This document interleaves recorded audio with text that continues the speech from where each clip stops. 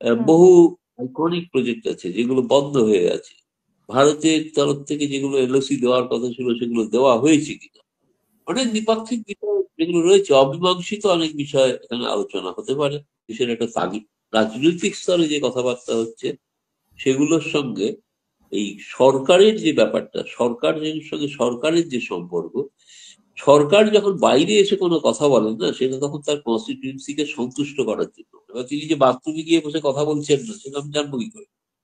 ফলে এটা তো আজকের দিনে টেকনোলজিটা যে জায়গায় গিয়েছে, ফলে সেই টেকনোলজি থেকে কাউকে তো বাধা দেওয়া যাবে না, যে বলা যাবে না যে আপনি আর বলবেন না, কারণ এরকম কোনো আহ, কথা তো ভারত সরকারের পক্ষ থেকে বলা হয় না।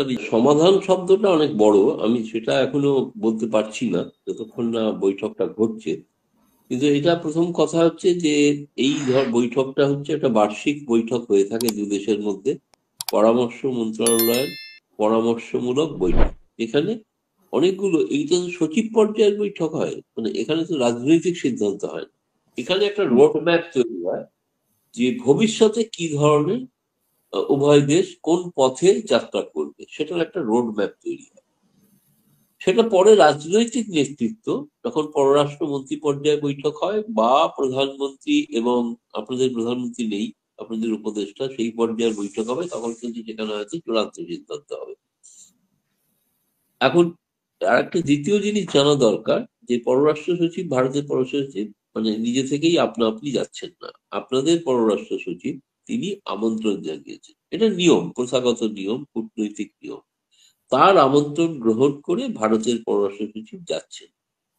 ফলে নিশ্চয়ই বাংলাদেশের পক্ষ থেকে একটা বড় তাগিদ আছে যে ভারতের সঙ্গে কতগুলো আশু সমস্যা বিষয়ে আলোচনা করা।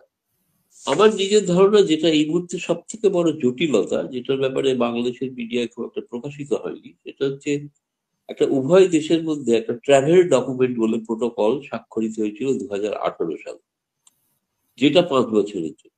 2023 সালে মার্চ মাসে সেটা উত্তীর্ণ হয়ে গেছে। 2023 সালের পরে শেখ হাসিনা সরকার ছিলেন, ফলে তারা ভেবেছিলেন যখন কোনো দ্বিপাক্ষিক বৈঠক হবে তখন এটাকে করা। ফলে আমি আশা করছি এটা হলে যেটা সুবিধা হবে, যে ভিসা সংক্রান্ত নিয়মাবলীগুলো যে জটিলতা আছে তার একটা সুবিধা হতে পারে, সুরা হতে পারে। এই মুহূর্তে আপনাদের কোনো অফিসারও যদি আসতে চান ভারতে, হুম। বা আমাদের কোনো অফিসার যেতে চান, তাহলে কোনো নির্দিষ্ট কোনো প্রোটোকল, এটা কেবলমাত্র শুভেচ্ছা, উভয় দেশের প্রতি উভয় দেশের মানে একটা এই শুভেচ্ছা। পরিস্থিতির জন্য যে উনি আসছেন এরকম না। ওইটা একটা মানে ওনাদের না, নিয়ম অনুযায়ী এটা যিনি আসছেন। এটা এটা এই পরিস্থিতি, কারণ প্রথম কথা হচ্ছে পররাষ্ট্র সচিব কোনো রাজনৈতিক সিদ্ধান্ত নেবেন না, তিনি হুম, কোনো হুম। রাজনৈতিক কথা বলবেন না। রাজনৈতিক কথা বলার এখতিয়ার একমাত্র পররাষ্ট্র মন্ত্রী বা প্রধানমন্ত্রী। ফলে উনি, যেটা হবে এই মুহূর্তে যে পট পরিবর্তনের পর 5ই আগস্টের পর থেকে বহু দ্বিপাক্ষিক প্রকল্প যেগুলো হয়তো আটকে রয়েছে, সেগুলোকে শুরু করা যায় কিনা, বা শুরু করার ক্ষেত্রে কি অসুবিধা হচ্ছে। হুম। বহু আইকনিক প্রজেক্ট আছে যেগুলো বন্ধ হয়ে আছে। ভারতের তরফ থেকে যেগুলো এলওসি দেওয়ার কথা ছিল সেগুলো দেওয়া হয়েছে কিনা, অনেক হুম। দ্বিপাক্ষিক বিষয় যেগুলো রয়েছে, অমীমাংসিত অনেক বিষয় এখানে আলোচনা হতে পারে। মূলত ব্রডলি যেটা বলা হয়ে থাকে, সীমান্ত সমস্যা, বাণিজ্য সংক্রান্ত বিষয়। এখন দুদেশের এই, আপনি যেটা বলছেন, যেটা ঘটনা টানাপোড়েন তো ঘটেছে, কারণ এই আচমকা একটা পট পরিবর্তন ঘটেছে, তার সঙ্গে ভারতের বর্তমান যে ভারতের যে সরকার, এই বর্তমান সরকারের সঙ্গে সেইভাবে এখনো তাদের কোনো ঘনিষ্ঠতা বা একে অপরকে বোঝার এটা সুযোগ হয়নি কখনো।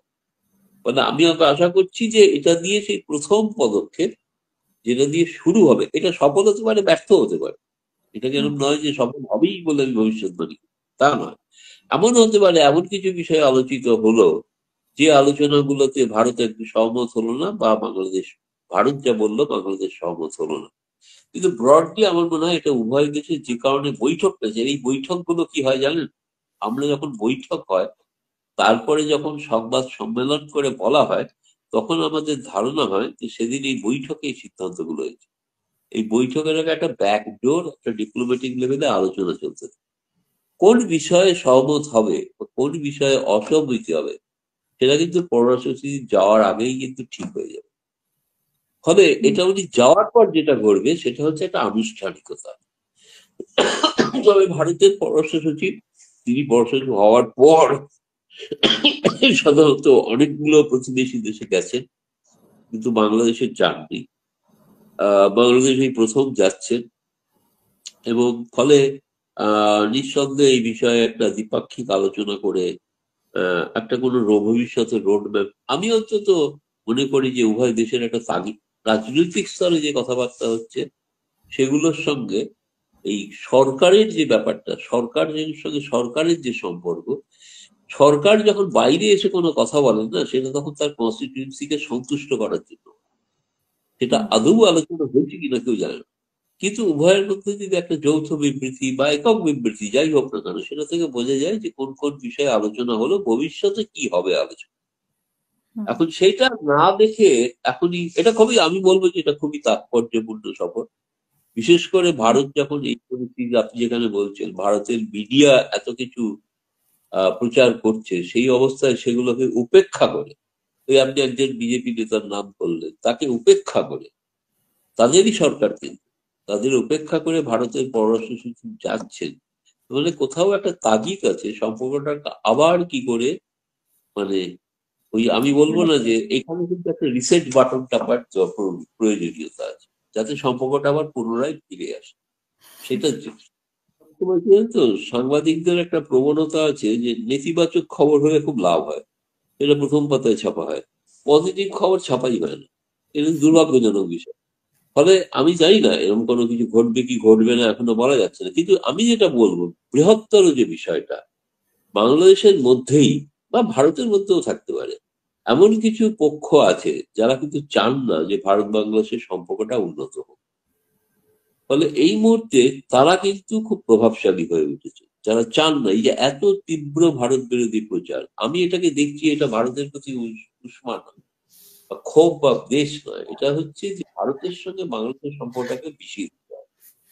ফলে এইটার কিন্তু একটা ভারতে কি প্রচ্ছন্ন শেখ একটা হাসিনার বিষয়ে ধৈর্যের একটু থেকে, বেশি বাড়াবাড়ি করছে কিনা, সেটা কি আপনি আপনার কি সেটা দেখুন, ভারত সরকার তো, আমি আগেও বলেছি অনেক জায়গায়, এখনো বলবো, তিনি বাংলাদেশ সরকারের হেলিকপ্টার, বাংলাদেশ সেনাবাহিনীর বিমানে তিনি ভারতে এসেছেন, ভারতের বিমানে আসেন, এবং তাদেরই অনুরোধে তাকে এখানে রাখা হয়েছে, তার জীবনের নিরাপত্তা ছিল, যেটা 1 ডিসেম্বর তিনি তার ভাষণে স্বীকারও করে দিয়েছেন। আহ না, তিনি এখানে আছেন এবং তিনি এখানে কি করবেন না করবেন, কারণ তিনি তো রাজনৈতিক ভাবে আশ্রয় লাভ করেননি, তিনি সেই ফর্মালি যেরকম একটা দলাই লামার ক্ষেত্রে আছে যে তিনি রাজনৈতিক ভাবে সক্রিয় হতে পারবেন না, কিন্তু শেখ হাসিনা কিন্তু সেরকম কোনো বলা হয়নি কিছু এখনো পর্যন্ত। হ্যাঁ, ভবিষ্যতে যদি দেখা যায় যে সম্পর্কে কোনো প্রভাব পড়ছে তখন ভবিষ্যতের বিষয়। আপাতত কিন্তু তিনি টেলিফোনে কার সঙ্গে কথা বলছেন, কিভাবে কথা বলছেন, সমাবেশে তো উনি আজকাল অংশগ্রহণ করছেন, আমেরিকা স্যাটেলাইটের করেছেন, লন্ডনে স্যাটেলাইটের করবেন। যুগে স্যাটেলাইটের যুগে আপনি আটকাবেন কি করে? আটকানোই তো সম্ভব।